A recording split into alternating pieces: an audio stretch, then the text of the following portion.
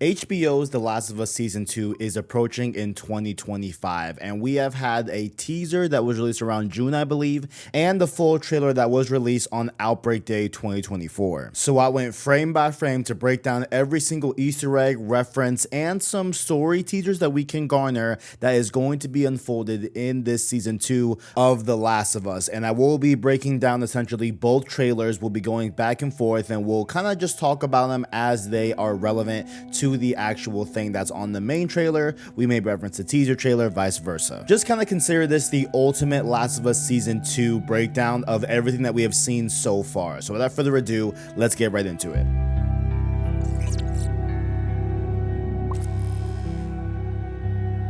We open up with the main trailer with Pedro Pascal's Joel speaking with a character played by Kaitlyn O'Hara that we don't know the full extent of her character. But by the context of this scene and dialogue that Kaitlyn's character says throughout the trailer, we can probably safely assume that this seems to be some sort of therapy session or therapy-like session for Joel himself. And so this conversation to me definitely mimics the conversation that Joel and Tommy had at the beginning of Last of Us Part 2, where Joel tells Tommy what happened at the hospital at the end of the first game.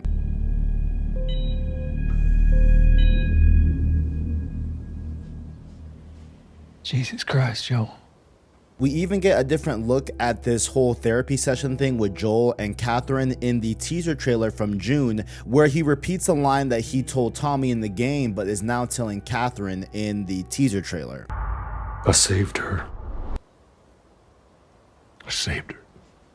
And I think Kaitlyn O'Hara's character being a kind of therapist at Jackson would make a lot of sense given that Joel's panic attacks that we see in Season 1, Episode 5 are definitely real and prevalent to the story here in Season 2, and I believe that there is a reason for that we get in the context of the game. But to quickly go over Kaitlyn's dialogue in the official trailer and the teaser trailer, in the trailer she goes, you want to start or what? Let's try something different. We can't heal something unless you're brave enough to say it out loud. Say the thing you're afraid to say. Say it out loud, no matter what it is, no matter how bad. What did you do? And so then the teaser trailer goes into some different lines and the different ordering of lines, but I believe what's probably intended to be said here in this conversation that makes sense is Joel saying, after Kaitlyn asks, what did you do? Joel says, I saved her. Kaitlyn goes, did you hurt her? Joel goes, no. Kaitlyn goes, then what? What did you do? I believe that is the way that conversation will play out in the full season, in the full episode.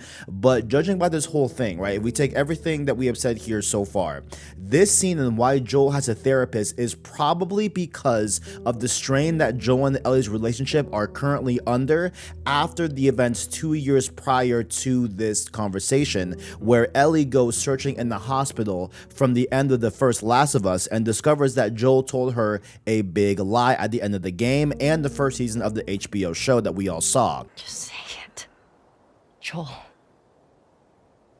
Making a vaccine would have killed you. So I stopped them.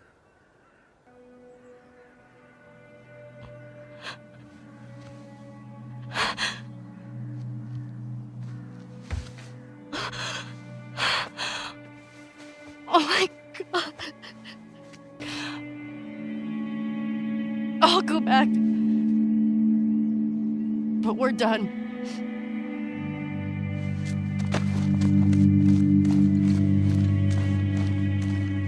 So after this discovery, Ellie wants nothing to do with Joel for years. So I'm sure this struggle will play into this, and it's probably why Joel has so much friction and conflict internally that could be tied to his panic attacks as well that we got from the first season. I think it all could be culminating together to Joel needing tangible help from a therapist. Kaitlyn O'Hara's character could also not just be a therapist, right? Or be, stepping into the role of a therapist role for Joel, but, she could also be some cut content that was from the original game of The Last of Us Part 2, where Joel was supposed to have a girlfriend in The Last of Us Part 2. Her name was going to be Esther, and we know a few bits about her, that she was in, a town a few hours away from Jackson and was a bit of like a long distance thing. So this could be Esther in the show that they did not, follow through in the game, but that's neither here nor there. I think it still stands that whether this person is some sort of therapist to Joel or a, loving romantic girlfriend,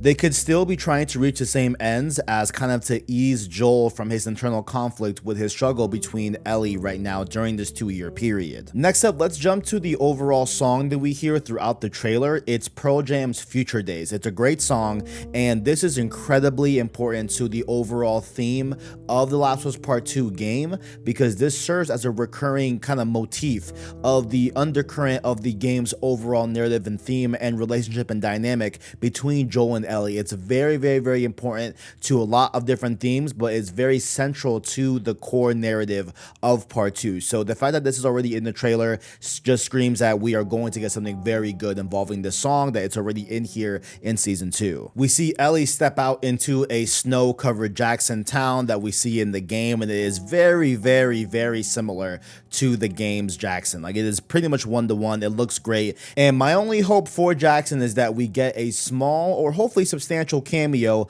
of Gustavo Santaolalla just as he was in the game playing his banjo, because Gustavo is the legendary composer for The Last of Us. Every single theme was from him pretty much, and he is very important to the overall soundtrack of Last of Us. So I would love to see him cameo in the show as well. We get a brief shot here of Joel's mailbox open and seem to be unattended, unkept for, abandoned for reasons that I really don't want to spoil for those that have not seen the game and played the game itself. But those that know the game, you know, we can all understand what's going on here. Next up, we get this really beautiful scene that was in the game as well of Joel teaching Ellie the guitar, a promise that he makes good on from the first game, and I believe it mentioned in the first season as well about teaching Ellie guitar. I'm pretty sure that's in the first season, but they are playing a little bit of Pearl Jam Future Days. Joel sings this to Ellie in the game as well as hopefully in this scene as well, but in this scene we see only Ellie hold the guitar in multiple different shots across the trailers, so I'm hoping that, you know, Joel does get to sing Ellie Pearl Jam's Future Days to her, because that would be great. If I ever were to lose you, I'd surely lose myself. Everything I have found here, I'm not found by myself. But just a funny thing I noticed across these two shots that seem to be the same scene is that the cabinets kind of lose their handles in between shots for some reason. Not sure what that's about. I don't know if I'm reading it wrong. Let me know what you guys think. Is that like an error that I found in the trailer? Let me know your thoughts. One thing I wanted to highlight here about Joel's guitar that he does give to Ellie is that it has a moth on the guitar, right? We also see, thanks to the teaser trailer, that, you know, Ellie does have her moth tattoo as well that covers kind of her like burn mark and her bite mark where she got infected, right? So the importance of this moth is very crucial for those that have not seen or played The Last of Us Part 2, where I'll just let myself from 2 years ago explain it. I made a Last of Us iceberg that I really enjoyed making, and I did explain the significance of this moth being on the guitar and being on the tattoo of Ellie. And also when you play the game as well, there's like loading screens that have moths to light, and I'll explain the full essence of why this is so important to see here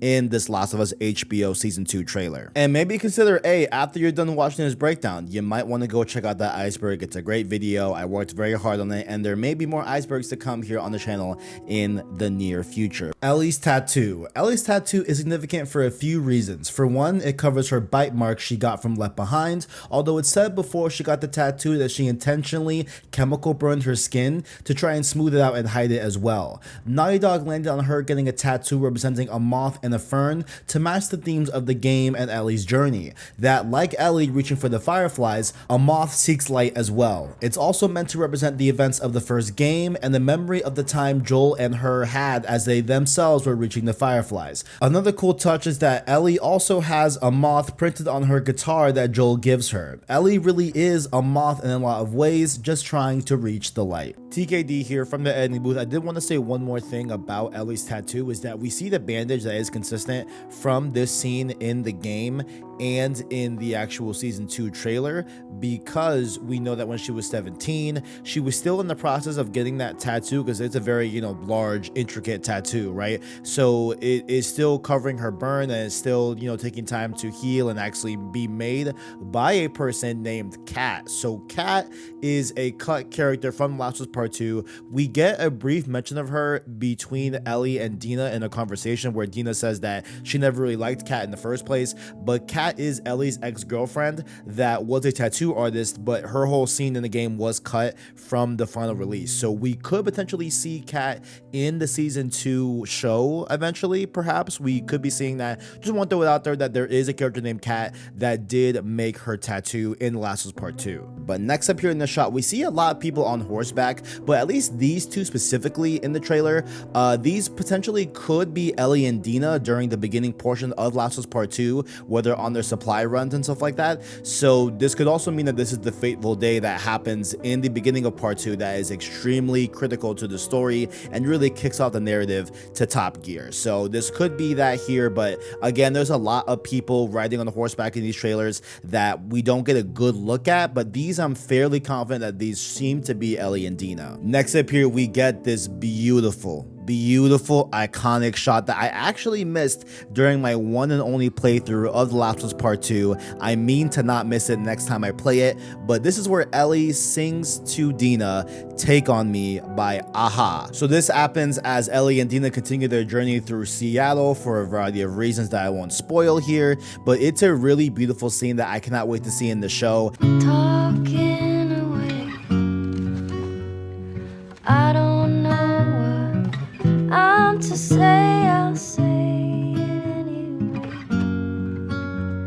Today's another day to find you. And this is also our very first really good look at Isabel Merced as Dina. I think she's going to be really great. And we did get another look at her from the teaser where she was looking a little bit somber, you know what I'm saying, holding a lamp in the dark of night, a little bit somber, right? And that could actually be the aftermath of the initial kind of instance that happens in the beginning of this season, and at least the game itself as well. So that could be her kind of reacting and reflecting to what happens, this like tragic event that happens in the beginning of The Last of Us Part 2. But nonetheless, it's really cool to see Isabel Merced take on this role as Dina, and I can't wait to see what comes from it. Next up, we see Joel and Ellie in this scene that is incredibly important to the very end of The Last of Us Part 2, but we see Ellie walking up to Joel on the porch of his home to have a very important heart-to-heart conversation. I really want to save the full context and ramifications for this scene with new viewers of this season of the show, but for those that play the game, we understand how crucial this scene is and how it affects, you know, Ellie in a major way on how she recalls this scene during a future event in the story towards the end of the game. But for what it's worth, what I do feel like saying about this scene is that it takes place right after the iconic dance hall scene from June's teaser as well, which is also the first bit of actual gameplay that we ever saw of The Last of Us Part 2 back at E3 2018, and we were so hyped about it, man. We were so incredibly hyped. So just to see them kind of match it one for one, it's just beautiful, man. That you know, this scene is making it into the season of HBO show, right, with just complete accuracy is really great to see, right? But it's also the night before the game's introduction scenes where we see Ellie and, you know, Dina walking in on patrols in Jackson in the snow and everything. So this does take place at the beginning of the game, like chronologically, but we don't see this until the very end of the game itself. And so there's reasons for that, but just know it's a very important scene. And I have questions as to maybe they won't say the full context of this scene during this season of television, right? Because we're gonna need to know a lot more of the story. And we know that this, you know, story is being broken up into multiple seasons across years to come. So not sure if we're just gonna get little bits of it here early on, but we'll see when it all comes out. We get a good look at our boy Jessie here in The Last of Us HBO Season 2, played by young Mazino, and man, he looks great, man. He looks really, really great for the casting of Jessie. Can't wait to see how he ends up being in the show, and I'm very excited to see this interplay as well happen between Jessie, Ellie, and Dina as well. That's, you know, a bit of a triangle, if you will, you know what I'm saying, with these three characters. Very excited to see how it all unfolds. Next up, we get Ellie washing her Switchblade Switchblade in a sink, and so I did want to just point out the significance of her Switchblade, since it initially belonged to her mother Anna, who we did see in season 1 of HBO, who is played by Ashley Johnson, Ellie's voice actress in the games as well. And so this Switchblade is one of the few items Ellie has from her mother, and while I have no clear evidence of this being true, something tells me that this scene takes place right after she kills Nora in the game, who has been cast as Tati Gabriel. And my only connection would probably be that in this scene, Ellie returns to the theater with Dina and Jessie in the game, and Dina helps her clean up from the encounter and everything. It's a very just emotionally loaded scene with Ellie and Dina, right? So I really am just connecting that they're both washing blood away after two very traumatic instances, right? So I'm just lining up that maybe the Switchblade could be washing off Nora's blood after, you know, killing her in the season, and maybe they do it differently. I really have no evidence to back it up. It's just a feeling that I had, so we'll see. Now, there are two scenes that confuse me across these whole trailer and teaser thing, and this is one of them, okay? This snow battle at Jackson. We see multiple shots of this in the full trailer and the teaser trailer of some sort of standoff against a huge horde of infected at Jackson, which would actually make sense for the show because in the game, we see Joel, Tommy, and Abby deal with the horde by hunkering down COD Zombies tower defense style for a little, then reaching Abby's crew at a nearby mansion as they burn the rest of the infected on their tail. So it would make sense that this big horde of infected wasn't all just killed with the fire at the mansion, and they eventually made their way to Jackson, causing them to defend the town. But there's a detail here that I can't really make sense of, and that is that Tommy is there defending Jackson against this horde by the similar looking tower structures in two different shots. We see that they're very similar, and you know, Tommy's definitely there at Jackson defending against this horde. But we also see Tommy, you know, consoled by Maria with blood on his face as well. So this could mean that they are embracing after the attack on Jackson, but the real question here is that in the game, it's both Joel and Tommy that are on patrol, along with Ellie and Dina at a different location, and then Joel and Tommy eventually encounter Abby in the game. So if this same horde attacks Abby, Joel, and Tommy in the game, this could mean that Tommy ends up not going on patrol with Joel in season 2 of the series, making Joel face Abby alone during that encounter in the game itself. Or maybe this horde shows up to Jackson after the major events that happened in the game at the mansion, but later on in the trailer, we do see infected being burned. So maybe this burning of the infected during the snow scene happens at Jackson and not at the mansion. You know, there's a lot of questions here, but they could be changing the way certain events have happened in the game versus the season of, you know, television that it is adapting. So we could be seeing that here. We saw a lot of that mixing in the first season, so they're definitely not shy to do it. So they could be doing it here with this whole snow battle that seems to be new for this HBO season. And honestly, it does make sense because that was a really big horde in the game. And so there's no way that that horde is to get dealt with, you know, by just, you know, Joel, Tommy, and Abby. So I'm assuming that this horde does eventually go to Jackson, and that makes it more realistic, but we'll have to see. Just there could be some mixing of events here. We get a good look at a new returning infected from the game series, and that is the Stalker here. So the Stalker is a sneaky kind of infected that was lightly seen in the original Last of Us game and Left Behind DLC, but was much more prevalent in the second game. According to the Last of Us wiki, Stalkers take between 2 weeks and 1 year to reach this stage after exposure to the cordyceps virus, and have the vision and speed of runners with the ferocity of clickers. The most notable physical traits that define the Stalkers are the distinct croaking sounds they make and the beginning of the fungal growths on the head and face, usually leaving the host with only one eye left. They will strafe and take cover, displaying an agile and stealth-reliant nature. So they also eventually close in on their target, hence the name Stalkers. So up close, they are very aggressive and will charge directly at you. So they are really dangerous, and I can't wait to see how they are used here in this, because it's really going to bring a different level of, you know, not just being just the kind of just mundane runner that you would see in the typical zombie thing, but these Stalkers have a lot of intelligence as well. So it's going to be very cool to see these characters in the HBO season interact with Stalkers. In this point of the trailer, we hear, you know, Kaitlyn's voice saying, "What did you do to Joel?" And we see Abby here at a grave, and we definitely know what Joel did here, and that will lay it down here as a whole. So we see Abby kneeling down at a grave, and first we get a good, look at Kaitlyn Dever, who is playing Abby in the series.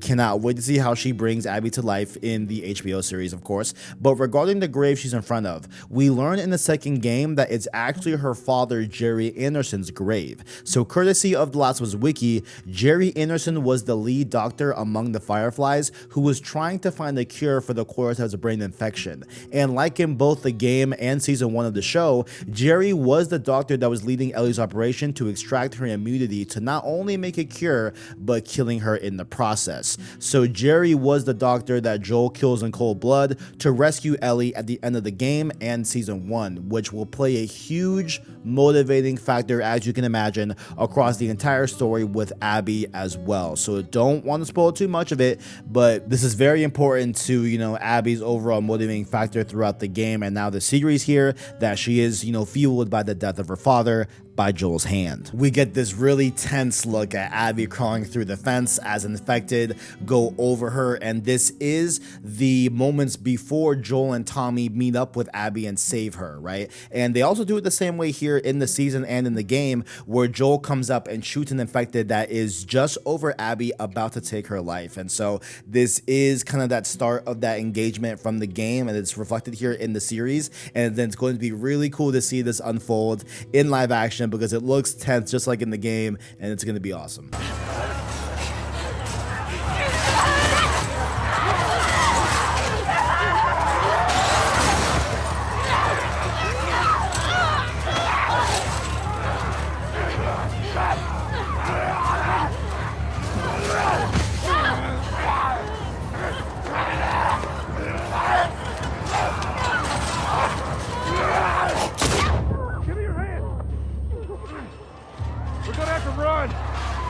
Next up, we get a new look at the Seraphites for this season of HBO's Last of Us, and we did get a little shot of them as well during the June teaser of their full garments, which are definitely accurate to the game as well. So the Seraphites, aka Scars, are a major faction of The Last of Us Part 2 that are a primitive cult at war with the WLF, the Washington Liberation Front, that Abby and her friends belong to, right? So both the Seraphites and the WLF are fighting for control of Seattle, and some prominent characters from the game like Lev and Yara have not been announced for this season yet, but they are Seraphites that play a huge role in the game, so they may be saving their story for a future season. That would make sense to me, but they could be lightly teased here in the first season, but we'll have to see when we watch the show. But the Seraphites are a really cool part of the game, and they are just really interesting in my opinion, and just very brutal, very raw. But we will learn more about the Seraphites here with this next shot, where we see "Feel Her Love on the Wall." So this is referring to the Seraphite prophet, and I'll allow my past self in the iceberg video to explain what the Seraphite prophet is. The Seraphite prophet. The Seraphite prophet was a woman in a Seattle suburb who supposedly had a vision in response to the outbreak. This vision inspired her to live an egalitarian life and strive for humanity to detach themselves from physical pleasure and technology. The suburb initially dismissed her, but her fierce fighting against the infected gradually swayed them to look up to her. In time, her charismatic sermons captured the minds of the community's residents, convincing them that the infection was caused by humanity's own sin and served as a second chance for humanity to redeem itself. Inspired, the residents chose to face the infected alone, closing off the community from the wider world. In the meantime, the prophet had the community grow their own food to secure their independence. They fought the infected without guns because the prophet deemed them a part of the quote old world and quote nested with sin. Eventually, the community universally referred to her as the prophet. She made a prayer for them all to follow and formally made them into Seraphites. And of course, they continue on even after the prophet's death in praising her, honoring her, and following her teachings that she taught the Seraphites. So yeah, I'm really excited to see how this plays out. I really have a hope that we get some sort of flashback to the Seraphite prophet in the modern day, in the early times of the actual outbreak. That would be really cool to see in this season, but we'll have to see when it airs. Next up, we get a look at the famous, the powerful Jeffrey Wright reprising his role as Isaac Dixon in the game as well as now in the HBO series. Really great that he's able to take on this role again, and really cool that he's able to do it in live action, right? So his role in the game was pretty limited, honestly. He was in a very small portion of the game, but what he was the leader of the WLF, the Washington Liberation Front, and I hope that his role does get expanded a little bit more, because his role was very much strategically giving orders to Abby and the other WLF members to wage a strategic war on the Seraphites. And so he comes up with this plan that there's a storm coming, and he is going to push on their assault towards the Seraphite Island, which is where the Space Needle is in Seattle, to overthrow the Seraphites for good and claim Seattle as their own with the assistance of this big massive storm that is on the way. So it's a really cool setting, and it's a really cool kind of set dressing for this encounter in the game. So I'm really excited to see more of his motivations in the season and really see if they hopefully flesh him out. And they even, have a torture scene that is directly from the game as well, to a similar vein. So very cool to see this all play out in the season. Next up, we get these kind of two combined shots, at least it was edited like this, where we see soldiers come in through a doorway and Ellie seemingly shooting back at them, unless this could be two different encounters and just clever editing. But some of the lighting that's off of the wall towards the left and right of the doorway of the soldiers seems to subtly match how the light would bounce if it was the same spaces where Ellie was. So I think they maybe are fighting each other here in this hallway, and I think that this could be where Ellie infiltrates Lake Hill Hospital in the game to go after Nora, and these soldiers could be WLF members, because we can see a little triangle kind of patch on their hats. It's very low res in this trailer, like they didn't upload it in 4K at all, but we can kind of see like a little triangle kind of logo on their hats, which does seem to match the WLF logo that is seen in the game as well. And so I assume they would match those two logos to make sense. So these could definitely be WLF members. And one of the last few shots here, we see this red glow of the subway fight scene with Dina and Ellie, and this is a great scene. And it's great to see that they are taking this from the game itself as well, because this scene is awesome, man. Like, it's such a frightening and terrifying thing to experience in the game, and I really can't wait to see what happens in the full season.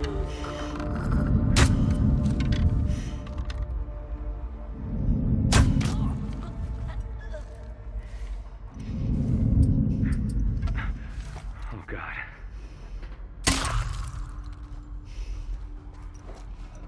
And lastly here, we do have this very puzzling thing. This is the second thing I referenced where I don't know what's going on here really, and it's Ellie screaming. We see this across the teaser trailer from June and the full trailer that was announced at Last of Us Day, and Ellie is just screaming in agony in a hospital stretcher, straight up just pain in her eyes, just complete just horror that she's screaming, right? So I really have no idea what this could be referencing from the game's perspective, because there really is nothing in the game that kind of matches this scene at all. But I do have a theory, okay? So from the teaser's perspective of this shot, we see what could very well be Maria's hand holding her down and the side profile of Maria, right? We could maybe line those up to assume that this could be something that is a lot more traumatic than what we've ever seen in the game. And so I'm going to put a big spoiler alert. I did this one last because I will be spoiling the major thing about The Last of Us Part 2.